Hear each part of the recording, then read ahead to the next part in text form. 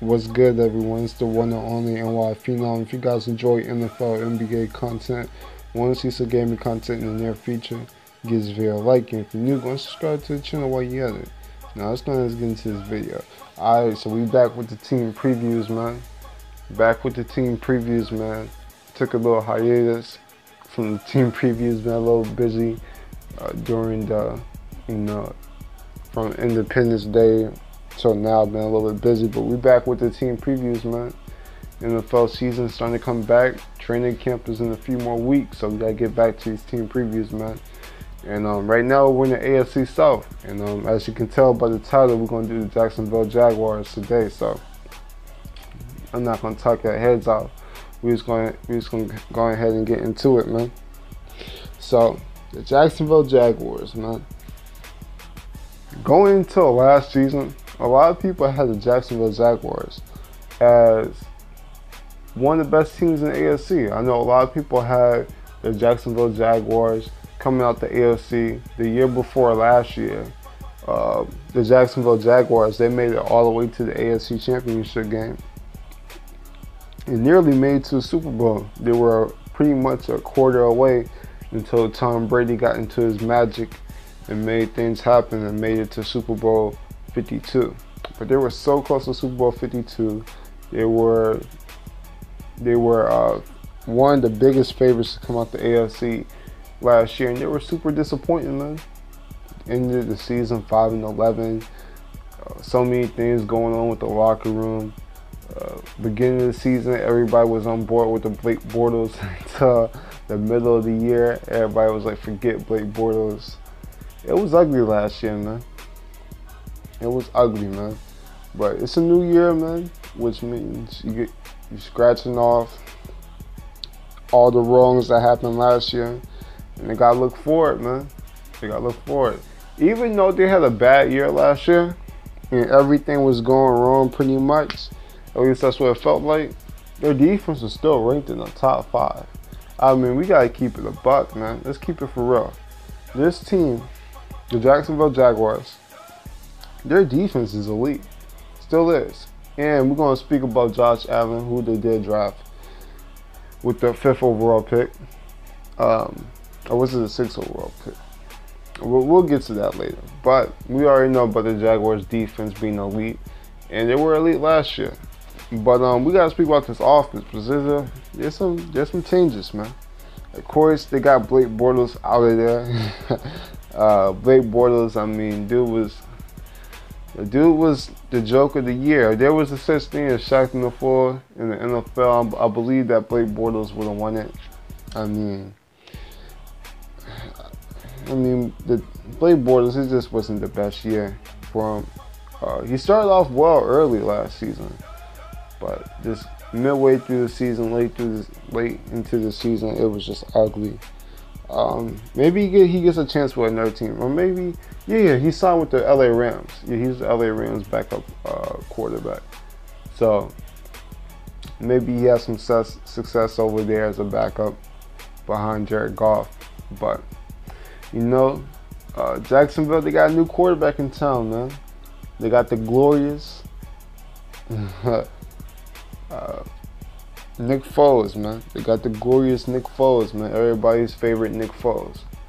And we already know about Nick Foles, man. I mean, the past 2 seasons have been nothing but magical for Nick Foles, man. Of course, he won the Super Bowl with Super Bowl MVP and Super Bowl 52 with the Philadelphia Eagles. And then somehow it felt like the Eagles were down and out. Carson Wentz was injured again. And here comes Nick Foles, leads the Eagles to like 2-3 straight wins going into the playoffs, finds a way to get the Eagles to clinch the playoffs. People gotta remember, man, the Eagles, it was like week 12, they lost a game.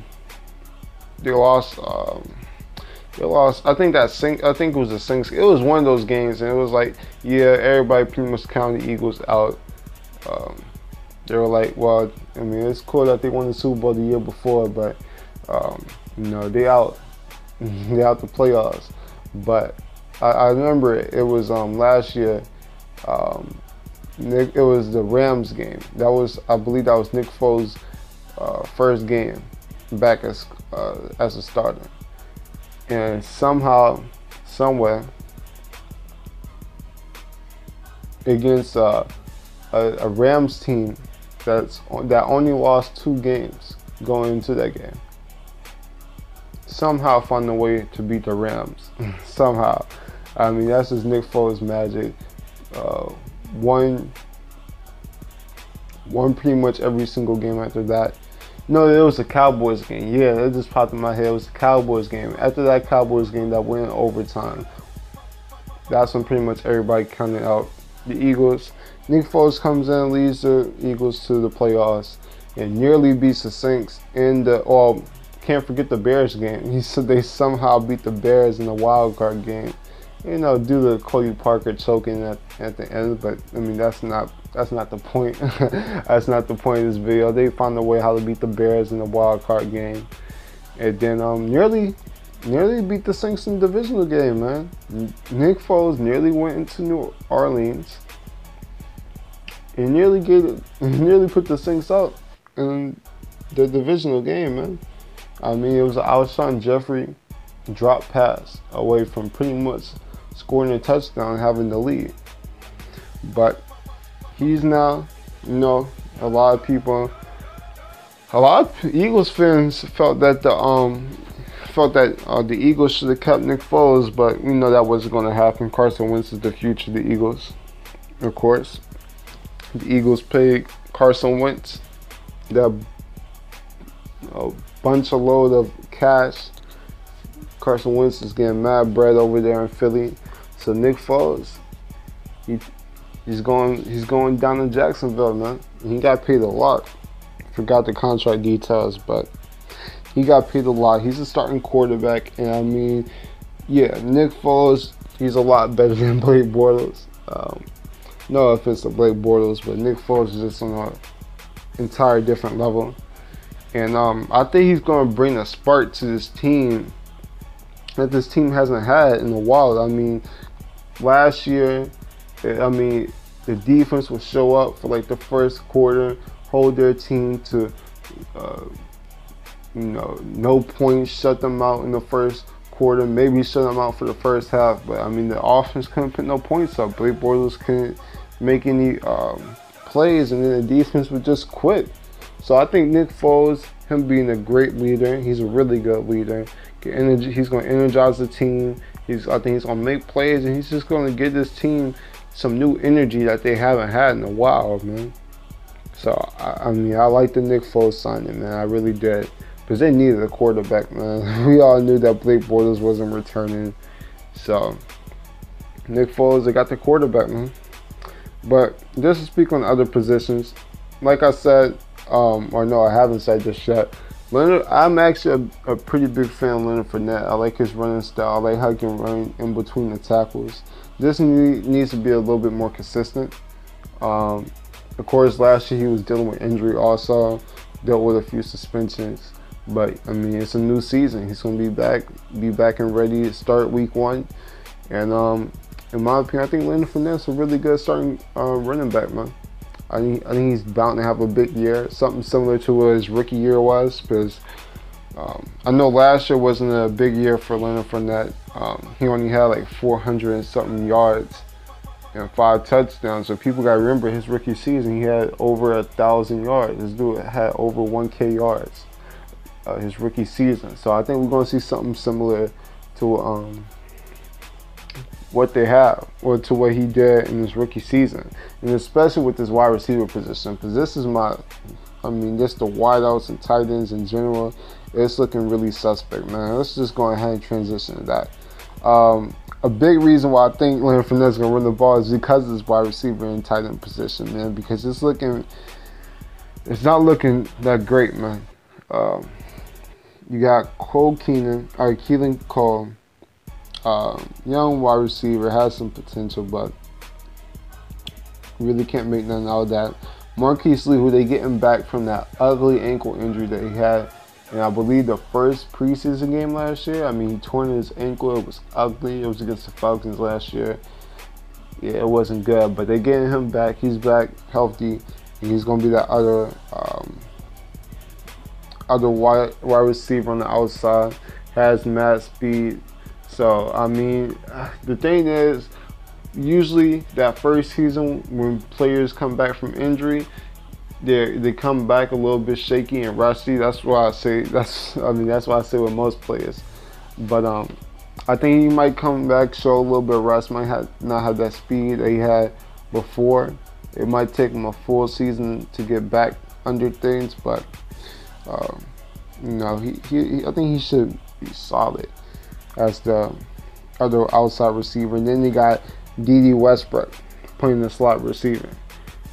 So I mean, this wide receiving core is not looking that good. I wonder how Nick Foles is gonna work this out, man. And with the Eagles, Nick Foles had Alshon Jeffrey.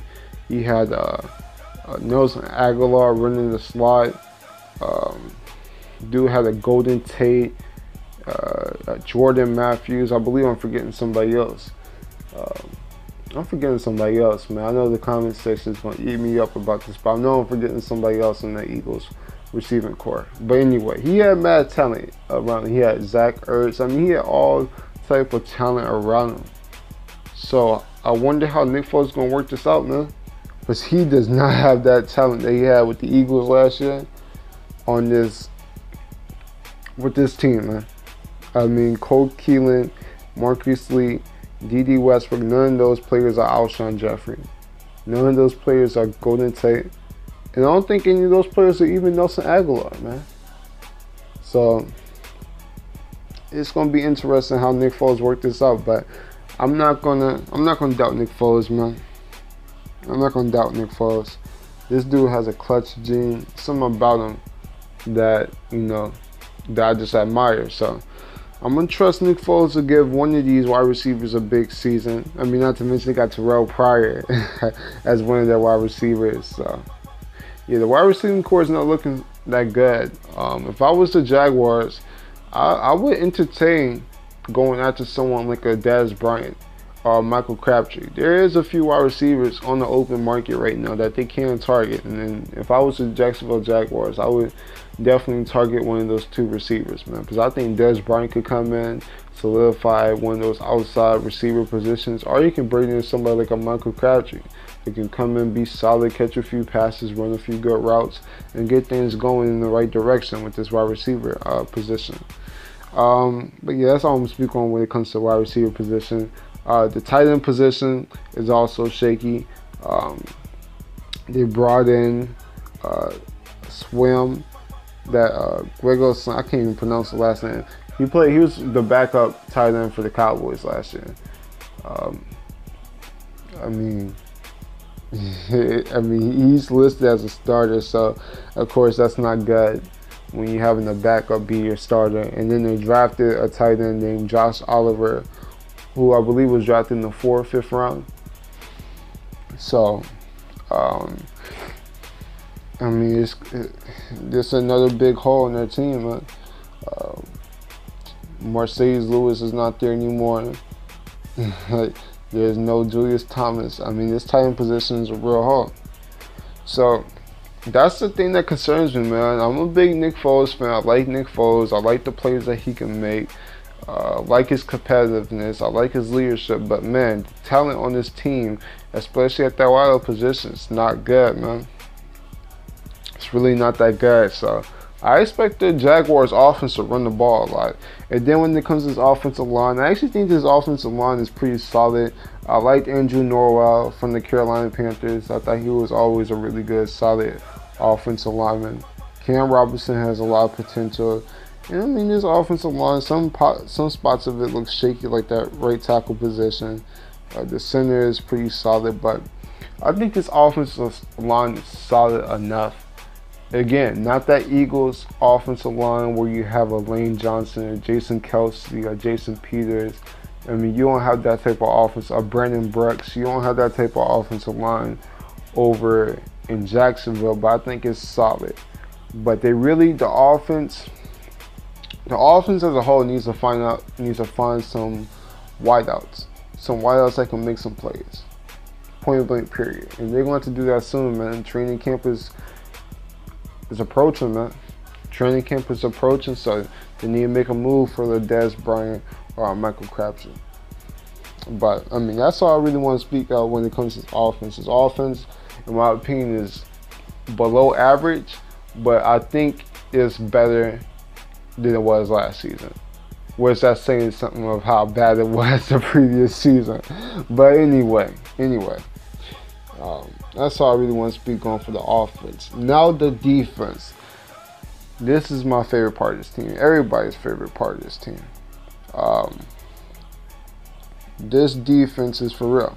Like I said earlier, this defense is for real. Now we know that Telvin Smith, before I get into it, Telvin Smith is out for this season. I don't know why. I don't even think it was an injury. I think it was personal reasons. I don't know why. I'm not sure if he's retiring. But it says Telvin Smith, he's out for next year, and that's huge. I mean, we all know that Telvin Smith, Pro Bowler, been an All-Pro linebacker, and I mean that's a rough miss. That's rough. But I mean, you drafted Josh Allen. Maybe that was their intention. Maybe they already knew that Telvin Smith was going to miss out this season. He was going to sit out this season. Maybe that's why they drafted Josh Allen, because honestly, I knew Josh Allen when the Jaguars were about to draft, or it was time for the Jaguars to draft someone. I knew Josh Allen was the best prospect left on the board, but when they drafted him, I didn't think it made that much sense, because they already, like I said, they already had a Telvin Smith, already had a Miles Jack, already had a really good front seven, but now it makes a lot of sense with Telvin Smith out. But anyway, this D-line is for real. This D-line is nasty. You got, I'm not going to even pronounce the name. Jaguars fans know what this is. Jokic Dunako. I just butchered his name bad. I know I did. But he has mad potential, man. He has mad potential. I mean, a lot of people are expecting him to come out and have a breakout season, attack the passer. I know he can attack the passer, he can make some plays. I mean, that's what he does. But I'm expecting him to come out and maybe have a Pro Bowl year. I know a lot of people, I know some people on NFL Network, some people think that he is possibly a Defensive Player of the Year candidate. I'm not going to go that far. But yeah, he has mad potential. He solidifies one spot on the defensive end. And then you got Marcel Darius, we all know is a solid defensive tackle. He holds his own there. And then of course on the other spot on the defensive end, Calais Campbell. And we already know that he's a monster. Dude's a beast. He's been a veteran and he's been dominating for a very long time. Only thing is he started to get up there in age, but I mean, let's just keep it a buck. If this D-line stays healthy, nobody is. I don't see that many teams being able to block this D-line when this D-line is fully healthy. If this D-line can stay fully healthy, I don't think there's many O-lines that can really mess with this D-line, man. And that's not mentioning the fact that Josh Allen could possibly play on the D-line. I'm expecting him to be more of a linebacker, especially with Telvin Smith out, because I know he can rush the edge, but I'm like, the Jaguars, they play a 4-3. And some of their other linebackers now, because you're missing Telvin Smith, Miles Jack, of course, is going to play the middle linebacker position. DJ Alexander, I mean, he's a solid veteran. I mean, he's a veteran. But, I mean, the other spot on that linebacker position looks kind of shaky. So I'm expecting Josh Allen to probably play that strong linebacker position, sometimes come out the edge. But, yeah, they play a 4-3 defense. I'm expecting Josh Allen to be a linebacker for this upcoming season. He can play both. He can be an edge rusher. He can play linebacker. I'm expecting Josh Allen to play the linebacker position. With Josh Allen playing the linebacker position, pretty much coming in for Telvin Smith, I'm expecting this defense to pretty much not really miss that much on the linebacker position. Of course, it's going to be hard to replace someone like a Telvin Smith, but I mean, Josh Allen is one hell of a replacement, man, for real. So I'm expecting this linebacker core to be pretty good. And then, of course, the secondary. Of course, we all know about Jalen Ramsey. A lot of people feel that he's the best, one of the best cornerbacks in the NFL. He might be the best cornerback in the NFL. Last year, you didn't hear his name talked about. Well, you heard his name talked about a lot, but it wasn't for the right reasons. So usually off the field, a lot of trash talk. But I mean, on the field, man, we already know what Jalen Ramsey is about. You got a lockdown cornerback in Jalen Ramsey. And then on the other side, you got another lockdown cornerback in AJ Boye. Probably that. I'm gonna keep it a buck. The Jacksonville Jaguars probably the best cornerback duo. And this is off the top of my head. Off the top of my head, I really can't name a better cornerback duo than Jalen Ramsey and AJ Boye, man. And I think most people would probably agree with me when it comes to that. Maybe you could say the Ravens, Jimmy Smith and Marlon Humphrey. I would probably have to still go Jalen Ramsey and AJ Boye.